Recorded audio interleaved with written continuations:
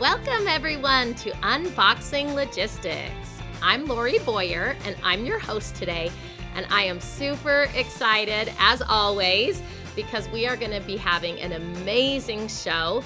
I've brought on two of the smartest people I know, and you guys are really in for a treat today. So today's topic, recently I was reading an article that said that Americans are kind of over the supply chain excuses around COVID. And that got me thinking a little bit about supply chain and how it impacts the consumer experience. I think that as consumers, we often don't think about supply chain being related to our experience. But as shippers, we all know it's a big deal.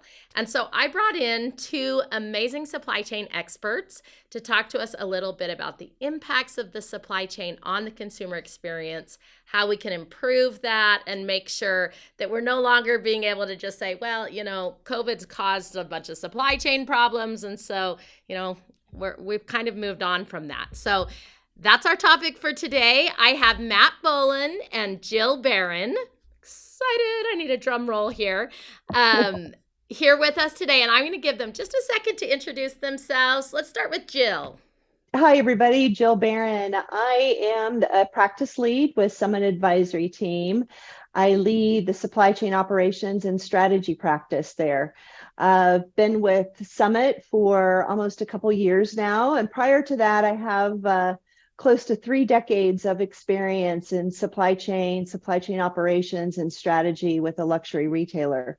I've really dipped my toe and have oversights in everything from operating a facility to strategy to partner relations and even some facility engineer experience in there. That's awesome. Welcome, Jill. Matt, tell us a little bit about yourself. Thanks, Lori. Matt Boland. I got my start in supply chain way back at United Parcel Service, and so I was a practitioner back then. But when I started to see supply chain solutions and technology head out on the web, I thought that was probably a good time to make the move. So I did go out to a startup. I then found myself at an order management company. The original order management company, and I really found my passion there. So I've kind of stayed in that realm. About 5 years ago, I did get an opportunity to get out into the e-commerce world and worked at several organizations that were bought by other organizations. And then I found my way to out of e-commerce back into order management, and that's where I'm finding my mantra and passion going right back into the order management space, working for Körber Supply Chain, running their OMS partner ecosystem. Awesome. Welcome, you guys. For our community out there, you can see why I invited the two of them. They're both just have a wealth of knowledge on this topic, and I am really excited for us to dive in. But first, as always, we like to get to know our guests a little bit. Part of what we do here on Unboxing Logistics is try to actually kind of get to know our comrades in the industry. And so we're going to play a little game of this and that. I'm going to name a couple of things, and you both just will go straight up and tell us what you like and what you prefer. We'll start easy, and at the end I'll even throw in a couple of supply chain options to make it a little trickier. So okay, sweet or savory? Are you a sweet or savory person? Savory. Oh wow, I'll be the sweet person. Savory. You guys have a favorite? There's probably too many, but just this past week I had a wonderful Irish Guinness beef stew that's kind of stuck in my brain right now. Wow. So I'll go with that. Jill? Nice. I would say Italian meatballs would be my savory choice, food of choice. I feel like I need to have dinner at both of your houses. That sounds delicious. Okay. Chocolate or vanilla? Vanilla. Oh, you guys are on the same page. I like vanilla because you can add lots of stuff to it, but you can't necessarily add all those things to chocolate as well as you can to vanilla. So that's kind of my perspective there. Okay, time travel. Would you want to go to the past or the future? Past. I would say the past as well. Me too. Past for the win. In terms of supply chain, do you guys predict that sustainability will continue to grow in importance or stall or fall off? Which one do you think in terms of sustainability with the supply chain? Do you think that's going to become bigger or not? It has to become bigger. And not only to Jill's answer, but it will become bigger. There's too much focus on it now. There's too many ways to improve, and the focus goes beyond corporate. It's in governments. What about in terms of AI? Prediction around that. Do you think the AI is going to continue to grow? Do you think that it's overhyped? I'll tell you, I'm not the hugest fan right now. So you'd have to talk about AI from a lot of different angles. I mean, definitely in terms of solving problems, I'm kind of cool with that. What AI can be used for that is, controversial, I've got a big problem with. Probably my favorite thing for AI, though, is I wish I could just go on a chat bot and say, I would like a receipt of my hotel bill, and it would send it to me. I mean, let's solve those simple things first and move up instead of jumping over the simple solutions to try and solve the most complex, right? I've never met a chat bot I liked. How's that? Never been able to get an answer to a simple question, right? Jill, what are your feelings on AI? Yeah, I kind of am with Matt on this. I love the use of AI and machine learning as companies are trying to solve problems and understanding habits and consistencies within data to help them be more predictive about the future within the supply chain. I love that use, and I think we'll see more of that. But I'm not so thrilled like Matt is about some of the more controversial kind of uses of AI and the complete replacement of certain skill sets and even certain industries by AI. I'm a little gun shy on that one right now. That's super interesting, you guys. That's I love the idea of sometimes we're jumping a little too fast, maybe like over some of the amazing simple uses of AI that we overlook how cool those can be, like just getting a receipt or something. That's something I hadn't really thought about. I am kind of an AI geek, so I love AI, but I love the idea as well of like, let's take it step at a time and not, be eating meat before we have milk or whatever, as they say. So awesome. Thank you. Who says that, Lori? I said that apparently. Oh, okay. That's like a genius thing that I've made up. So. Okay, very good. See, I'm not a genius, so that makes sense that I wouldn't get it. Okay. I love it. Okay, so we're going to go ahead and jump into our topic about supply chain and how it impacts the consumer experience now. I want to kick this off. Today, I want to talk about kind of all of the three different phases of the consumer experience. So the pre-purchase experience, the purchase experience, and the post-purchase experience, and how supply chain impacts each one, and ways that our listeners out there and our viewers, if you're watching, how they can kind of make sure that everything is running as smoothly as possible. Because as I mentioned earlier, consumers are no longer kind of giving us the benefit of the doubt when it comes to supply chain issues. I want to dive into all three. And I want to start though, Matt. You recently wrote a really interesting blog post kind of around this topic and around the consumer experience when it comes to supply chain. Share a little bit with us about that. Yeah, thanks. It's good to know one person read it. Someone besides your mom? Yeah, well, and you, so that's two people. Oh, good, too.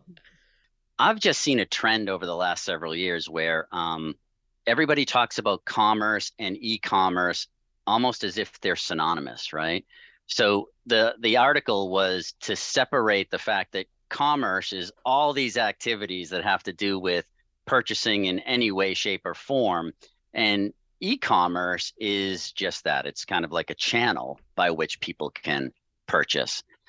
So I started to talk about how, you have to separate all these commerce activities that relate to the supply chain and not refer to it as e-commerce itself, right? So, there's all these systems behind that, Jill and her company know about, which are like incredible software companies, supply chain companies that take on different aspects of the supply chain, and they all feed that purchasing experience, right? So, having somebody, when you look for consulting or you look for somebody to talk to you about your end-to-end commerce experience, you have to remember that there's, dozens of systems that impact not only that single channel, but actually impact that experience from what they see and what they're able to buy, an inventory perspective, and then this whole blind experience that happens once they purchase, where they click that buy button, or once in the B2B world, they send that EDI transaction over.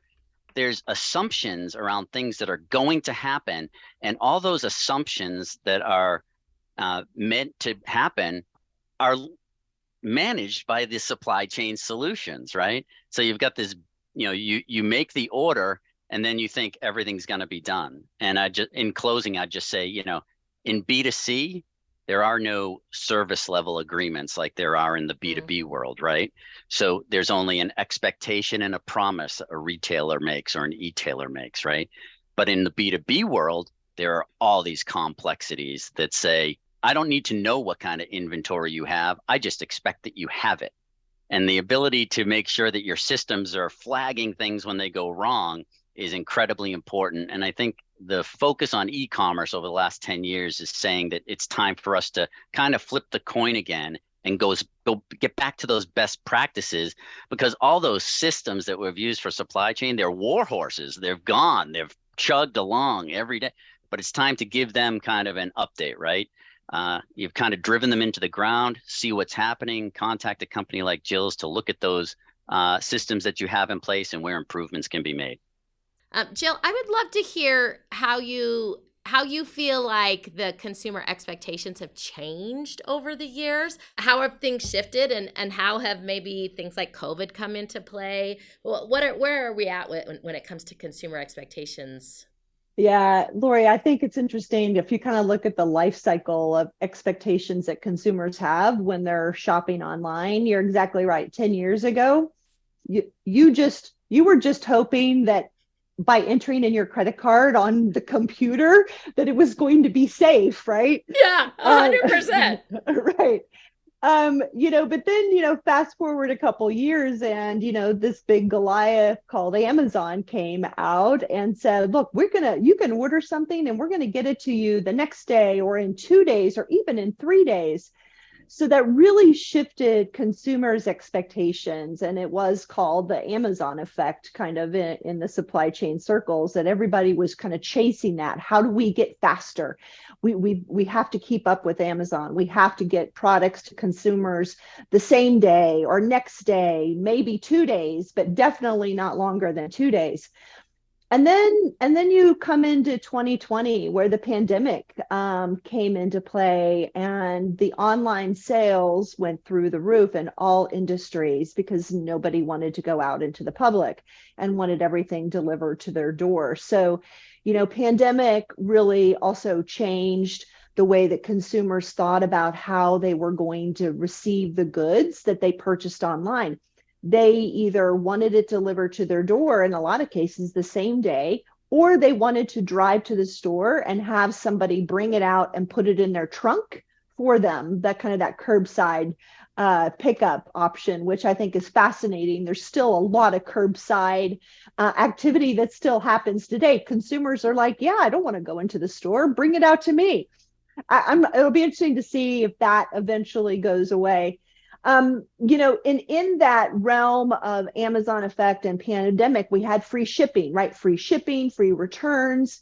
Retailers really wanted to make it easy for the customer to buy and not have any regrets. Where there has been a shift in that a little bit is kind of the carbon footprint and sustainability concerns you talked about in the very beginning. Sustainability and carbon footprint is not going to go away. It has to be important. And companies that provide their customers options, whether that be reduced packaging and cardboard or it could be combination of combining shipments. If you order multiple times, those things have to evolve and become more prevalent. So can I interrupt and ask you really quick here, Jill? So Yeah. do you think when it comes to sustainability, this just got me on this topic, what are consumers' expectations of a company? Let's say it's an e-commerce company, do they need to just offer the sustainability? Can they charge their customer, do you think, to offset the cost? I guess if we have somebody out there listening right now and they're like, I don't want to pay the extra for it. Are they able, I guess is what I'm saying, to offset that cost by asking the consumer to cover some of that extra burden?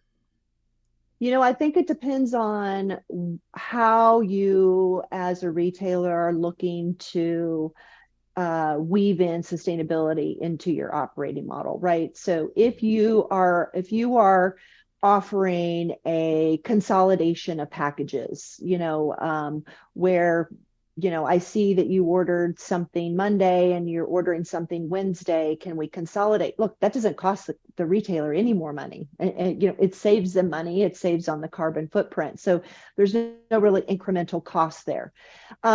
There could be some incremental cost on packaging. I've seen it both ways. I have worked for a retailer where we had a retail organization in Europe that packaged everything in these very beautiful boxes that cost a lot of money. And there was an offering now that you don't have to get every product in this beautiful, expensive box. We can send it to you in something that's more sustainable, a recyclable bag or a recyclable cardboard. And really, that doesn't cost the retailer any more money in most cases either. So I think it depends on the retailer and how they are thinking about weaving sustainability into the optionality that consumers have. Oftentimes those solutions don't cost more. I love that idea of it's kind of just being creative around it. And I would think making sure you get that message in front of the consumer. So for example, I'm often offered the option to consolidate packages. The three of us have joked around a lot. We know that I have 1 million kids. And so I do a ton of online shopping always. It's so much easier for me. But so I often get like, hey, do you want to consolidate? And I think, I don't know. But if it just had a notice saying, hey, you're going to actually be reducing the carbon footprint, things that don't put a lot of effort on me, but then make me feel good about what I've done.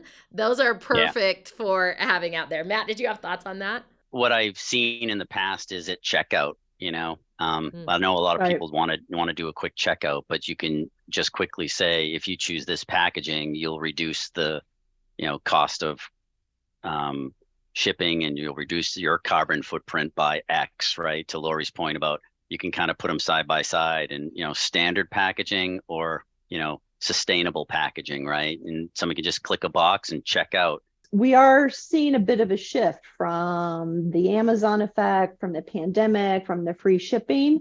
There are retailers out there now, some that I used to work for, that are saying, you know what, no longer is it free shipping if you buy a $5 item. They're putting thresholds on the purchase, the total basket price, on whether or not you get free shipping. Seen that a lot, and also starting to see, and you've probably have read some articles about this as well, retailers starting to charge for returns again. So I think, the impact of meeting those customer expectations through the pandemic are really weighing on the P&Ls of many retailers, and they're trying to balance, how do we still make sure that our customers are getting that best experience, but also not break the bank at the same time.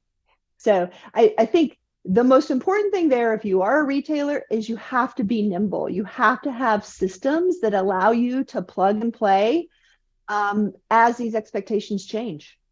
Let's talk. I would like to talk specifically about the pre-purchase experience and where supply chain comes in. As a consumer, I have to admit that I never think about supply chain being part of like that pre-purchase experience. Matt, can you talk to me a little bit about where supply chain things come into play, where maybe our businesses, B2B or B2C, may be making mistakes when it is in the pre-purchase experience? How does supply chain really come into play here? Yeah, I think in today's global supply chain world, right, companies are really trying to stick with their core competencies, and they're allowing more participants into their supply chain. And what that means is they're needing more data from those participants to make sure that their information is as accurate as possible. I know this is Jill's very passionate about inventory, but that's probably one of the most important pre-purchase elements of a dynamic supply chain. You might have drop shippers, you might have manufacturers, then you have your warehouse, and if you're in B2C, you have a store. When you start to think about the supply chain's impact, what's in these warehouses, what's at these participants, how quickly can I make or build something to order, right? If my inventory is depleted, you have to understand these things, as well as probably one other portion of that, which is that inventory that's in transit, right?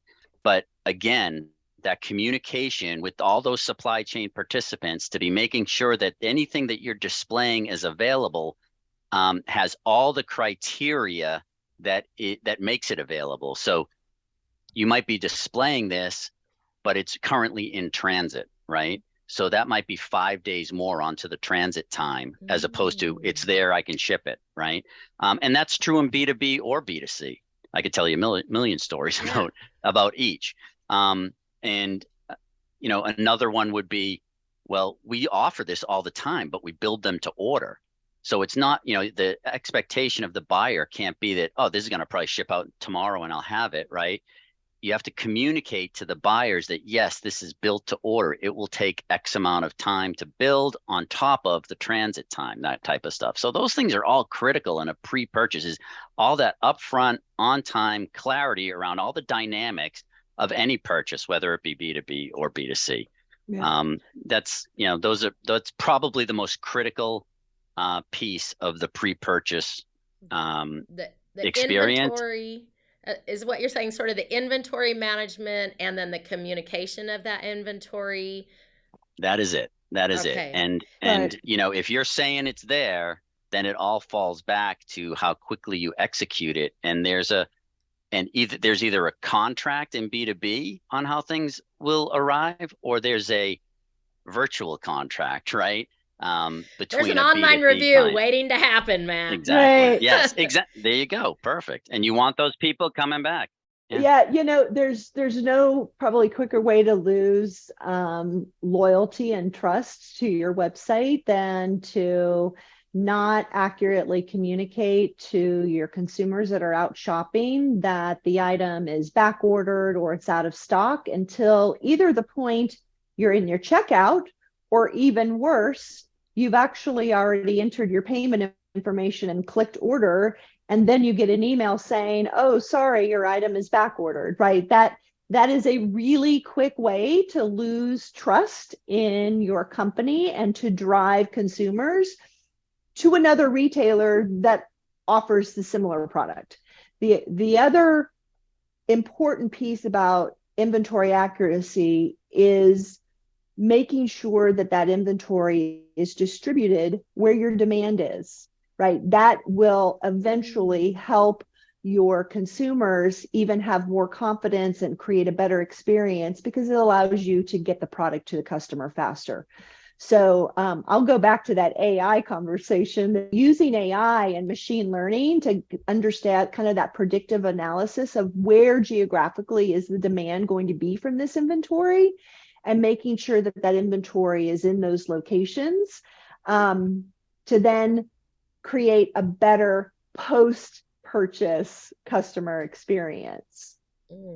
I have to say, you are speaking like my life story, Jill. I just recently got back from an amazing trip. It was this awesome international trip that my family had been planning, but just a couple of days before, I realized I urgently needed, they were the little battery things that, keep your cell phones charged all the time. And so I went online. I found a merchant who could get them to me within the next day. It was amazing. I ordered them. And then I got a notice the next day that it was going to be delayed 2 days. And I was devastated because I couldn't wait 2 more days. My flight was literally the next day. And that was the entire reason that I'd paid a little more to go to this place. What a terrible customer experience that was for me, because I did get through the entire process, paid for it, and then they became basically useless for me. Right. So I think you're right on with what we're experiencing out there. It was a worse experience than simply upfront being able to know this isn't going to come.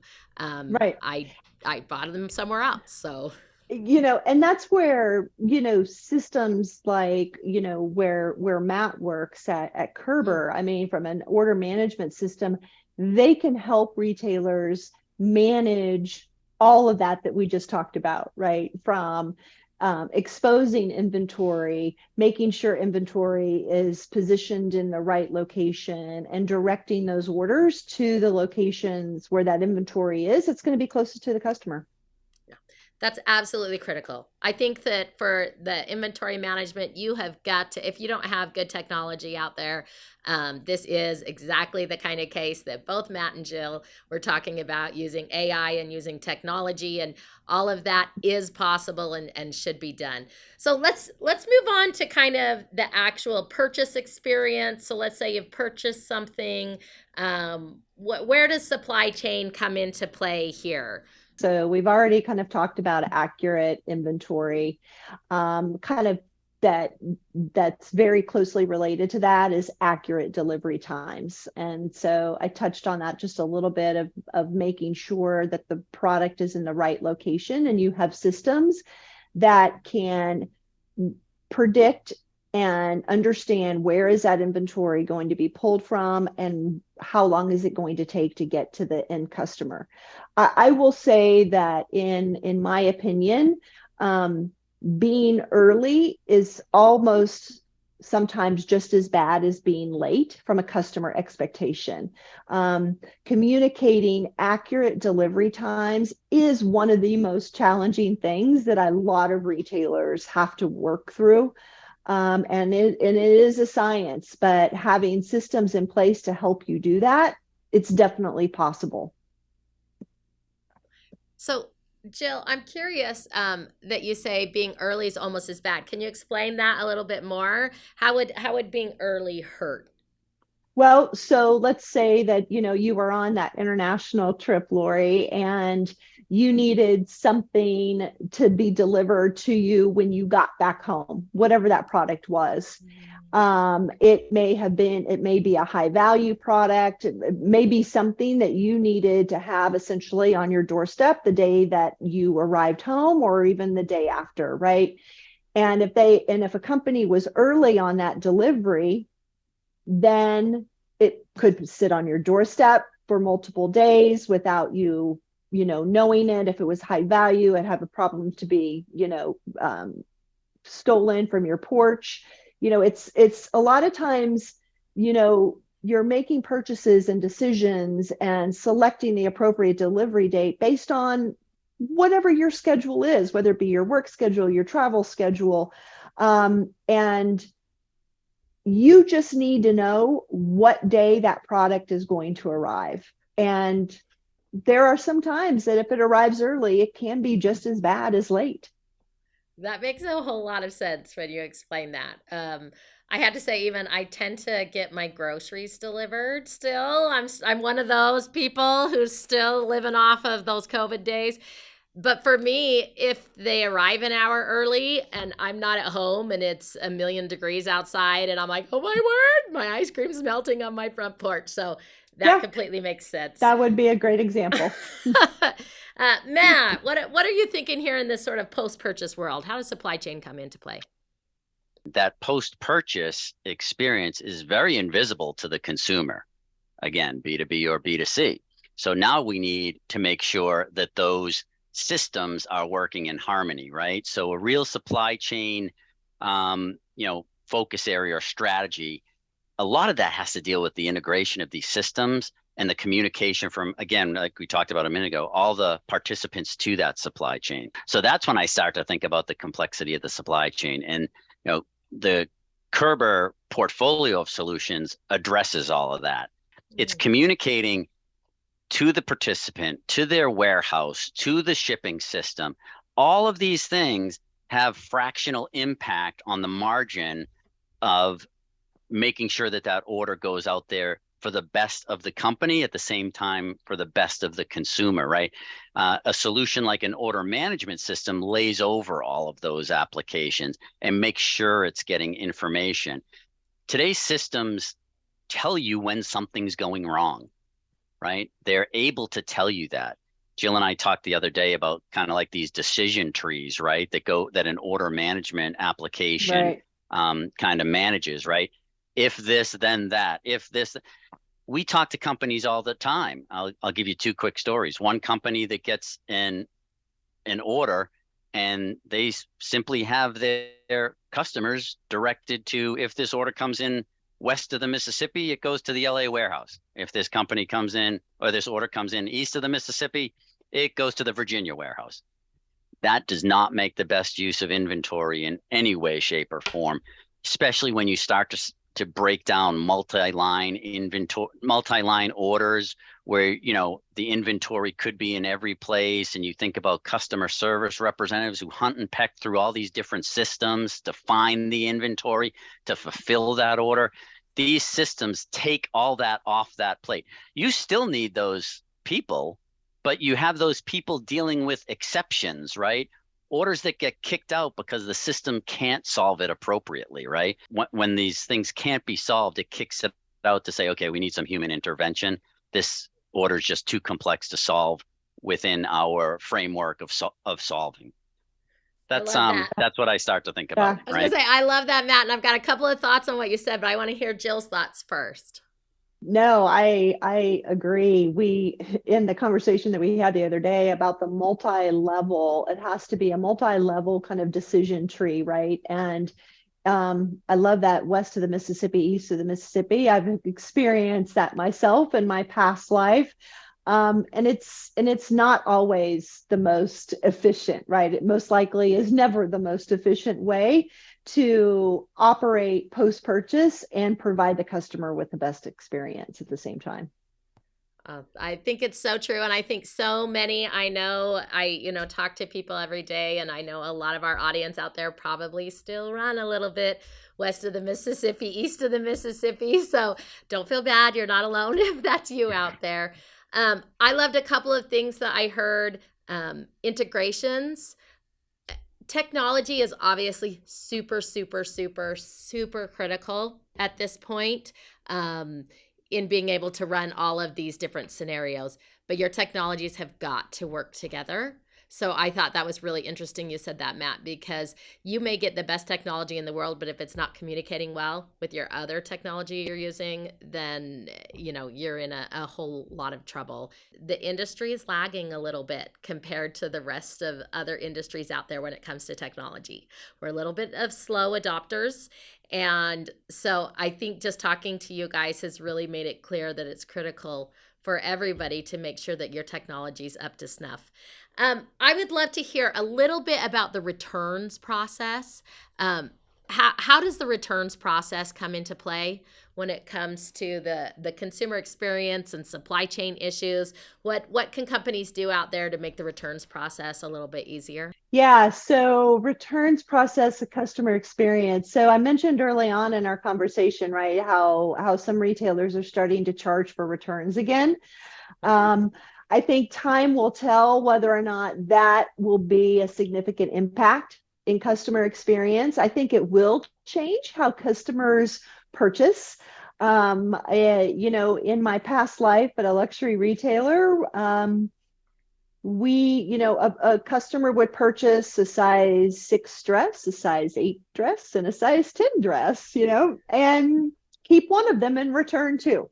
So there may be a little bit change in habits and in how consumers purchase because of those lack of free returns or having to pay for returns again.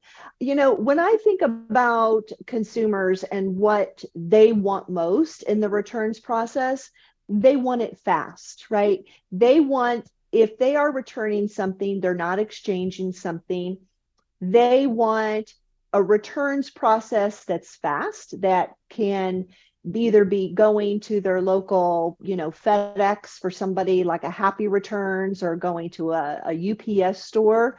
And they want a frictionless process, right, to send that return back. Either going quickly and dropping it off at a local store, or even setting it out on your front porch for someone to come pick it up. So can I clarify, when you say fast, Yeah. you're talking about not the speed of the shipping, because they don't care if it takes 10 days to ship back to you. You're talking about the speed with which they're done with it. Well, yeah. So I think there's two components of fast. There's one about how fast does it take me to get this product off of my hands and out of my house and back to the company. And then the other way the speed comes in is how fast am I going to get my money back? Get my refund. Yeah, that sounds like us. I'm sure we all have had experiences on both ends of the spectrum there. I would say my best experience is taking a product to a FedEx store, having them scan my my barcode, and before I got into my car, my credit card was credited the amount of my return. That, in my opinion, is kind of the optimal experience from a customer standpoint. I've also experienced where it's taken 2 to 3 weeks because the retailer does not credit the customer back until they've actually touched it, inspected it, dispositioned it, and checked it back into inventory. So the right answer is create a frictionless process for your customer in the returns process. Yeah. Matt, do you have any other suggestions? It makes me think. So one of the challenges for me as a consumer is that maybe the money I want back the fastest is probably the one companies don't want to send me back as fast, because it may be the most expensive purchases. If I spent $1,000 on something, I want that back more quickly because I maybe want to buy something else or whatever it is. But the company's less likely to do that. I'm guessing there's not really a way around that, but I don't know if you have any other tips when it comes to returns. I love Jill's practitioner perspective, right? I mean, and it does kind of go back as well to the frictionless process, which is, again, looking at systems that are available wherever that return occurs, right? So in a retail setting, I got 5 pairs of shoes, right, from Nike online. And what do you know? My wife's going down to Tanger Outlet. You know what? Instead of calling them, I'll just bring them all back, right? Your expectation is that when you walk into Nike, they're going to be able to, just hit the system and, oh yeah, you bought these online. And they're seeing that in their POS, and okay, this was your order number. Let's affix that order number. It creates an RMA, and you walk out. And to Jill's point, the credit happens right there. You get the announcement. You go. That's frictionless, right? Exactly. Is it just doesn't matter how or where you do it. Everybody's got information, that harmonious integration of these systems that says everybody's sharing the same data. That's like when we talk about an order management system, we talk about it having the single version of the truth. Whether you're calling in the call center, you're bringing it to the store, once they scan that RMA that you got from Nike at the mailbox and it hits the shipping system, it's sharing that data with the Easy Post, and all these things are married together, right? And all this floats up to probably the most important thing in the whole supply chain when you think about it, is sharing all that data with a customer care center, right? That's where the rubber meets the road in all of this. And then I'd shift a little bit on the returns process and say many companies should really start to adopt a kind of a measurement around on time and in full, right? So much happens because you're not delivering on time and in full, and you're getting returns. And these systems today can tell you, why was this returned? Your systems today can see an order that says this individual or this company always orders these 5 units and always returns 3. These systems can be configured to recognize these trends in orders and kick them out to a system that says in B2C, maybe this individual who bought the 5 pairs of shoes would benefit from a consultation with someone in the phone center. They buy these 5 shoes and they buy them in all these colors and all these sizes, but they always end up keeping the green shoe size 7, but they buy them all, right? So it's kind of like, hey, we'd like to work with you, kind of a thing. But I think that, making sure that, again, back to expectations and promises and service level agreements in B2B, you greatly reduce your risk for returns if you dramatically increase your availability or your ability to deliver on time and in full. I think that's probably a good way to look at it, right? Got to have those returns process frictionless when they happen, but how can we stop them from happening in the first place, right? That's another angle to it. Best absolutely. defense is a good offense. Is that what they say? Yeah. I may have gotten that backwards, but it was much awesome. better than your milk story, they say. Yeah. That's right. I'm just like a font of knowledge. You are. We're running low on time, so we're going to have to wrap up, but I would love, at some point I need to have you back, because I feel like we could talk so much about returns. We could talk more about customer support. There are so many topics on this that we could touch into. But before we go, I would like to hear from each of you one quick, final tip. If somebody's thinking about their supply chain, they're wondering what is something they can do today to kind of check in on how their supply chain is impacting the consumer experience. What would you recommend that they do today? And I'm going to start with Matt, and then we're going to end with Jill. I think it does depend on the scale of the organization, right? Some things are going to be easier to analyze by yourself. I would say really, hire an organization like Summit Advisory, right? They would get them to come in, look at your problem areas, and then get an outside view, right? Absolutely get an outside view, whether that be a short period of time or that be a year-long engagement with an advisory group, right? Get an outside view, hear what's happening in other businesses, be able to have someone like Jill who can tell you a story of when she was a practitioner, but also all the other clients that they work with, because there are best practices out there that people aren't doing today. We talked about them in this very call. So talk to someone you trust. We love it when Summit Advisory recommends Körber solutions, but Summit Advisory also is in that job of looking for the best solution given the problems, right? Getting to someone you trust who can help you with the advice, help you with the guidance, and share with you the best practices they have seen across multitudes of clients across multiple industries. That's my advice. I love that piece of advice, because it's really easy for us to start seeing things through our own vision, through our own, we need somebody else's perspective. And I think that maybe, I mentioned earlier that we tend to lag behind when it comes to technology in this industry. And maybe we think that we're not lagging behind and are totally unaware of what we could be using or could be doing. So getting somebody else's eyes, whether it's somebody amazing like Jill's team or just reaching out to friends, people in other departments, whatever it is, getting a second set of eyes on your processes is critical. Be your own customer. Be hyper aware of what's working, what's not working, and then go out and have the courage, right, to go out and seek an outsider's opinion. One like Summit, who is filled with a team of ex-operators, and have worked with many clients that are most likely seeing the same problems, experiences, challenges that you are. But I think then the next step is don't think about going and fixing everything at one time, right? Set priorities, understand What is the most priority, out of this list of things that I need to address?